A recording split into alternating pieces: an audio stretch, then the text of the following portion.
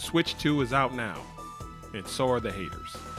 Certain content creators have been waiting for a handful of years to get their pound of flesh from Nintendo. They had to remain quiet for a long time due to Switch 1 eating everyone's lunch. With the fallout for Switch 2 over its game pricing, the haters see an opening. Those who were telling you Steam Deck was never meant to compete with the Switch are now making videos about how the Steam Deck is finally going to give Nintendo some competition. You have people talking about it not being powerful enough, alleging it already has stick drift, and how it's going to be drowned out by the competition with the release of new handhelds.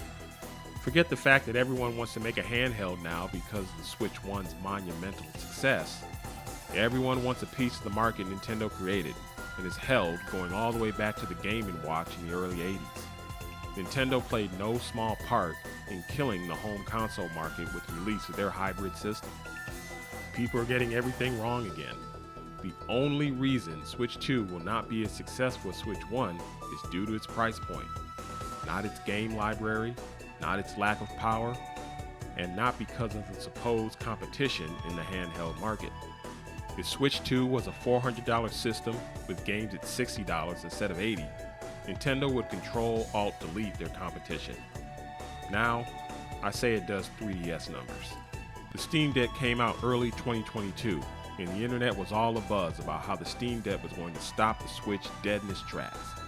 The reality? The Switch made roadkill out of the Steam Deck on its way to being the most successful console ever, while the Steam Deck is yet to crack 5 million. Same thing happened with the PS Portal. It was dubbed the Switch Killer until it wasn't. ROG Ally, Lenovo Legion Go, which shamelessly ripped off the Switch design, all these companies were following the leader. The Switch was often imitated, but never duplicated. All this from a system which was significantly underpowered compared to its competitors. How did they pull it off? In team sports, defense wins championships. In the gaming industry, games win championships. Switch 2 has a trump card up its sleeve, which has been its trump card for 40 years. Games. None of these new handhelds coming to market can play Mario, Zelda, or Pokemon.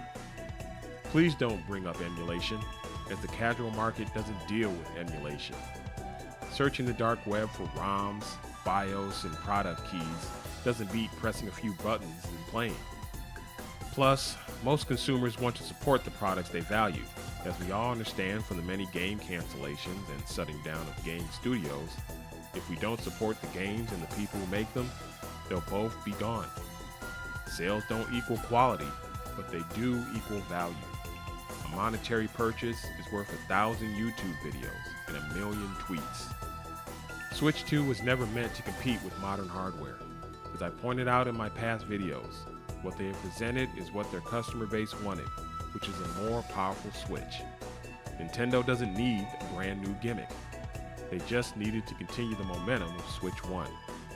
People have been buying the same old game box with updated graphics from Sony and Microsoft for decades. Yet for some reason, Nintendo is the only company required to reinvent the wheel every console generation.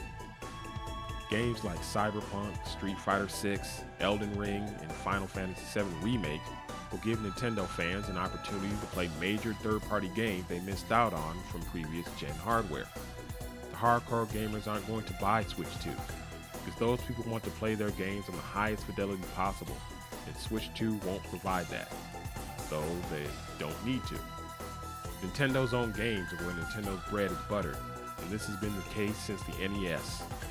Hardcore gamers haven't bought a Nintendo system since the SNES.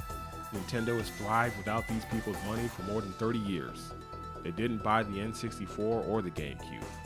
They also didn't buy the Wii. They didn't buy the DS. And they didn't buy the Switch.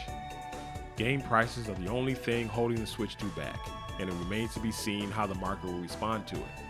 If you believe the rumors of some content creator talking about 3 mystery sources showing the Switch 2 having the best launch sales of all time, then maybe Nintendo is one. For all we know, this guy's 3 reliable sources could be Santa Claus, the Tooth Fairy, and the Easter Bunny. We'll find out when official numbers from Nintendo are released. The few stores I've gone to that sell video games are sold out of Switch 2s. It's way too early to tell whether the system will fail or succeed. $50 for new Mario Kart is a steal. $80 for any video game is robbery. Next year, long after the bundle deal has ended, will be when we find out how much juice this new system really has.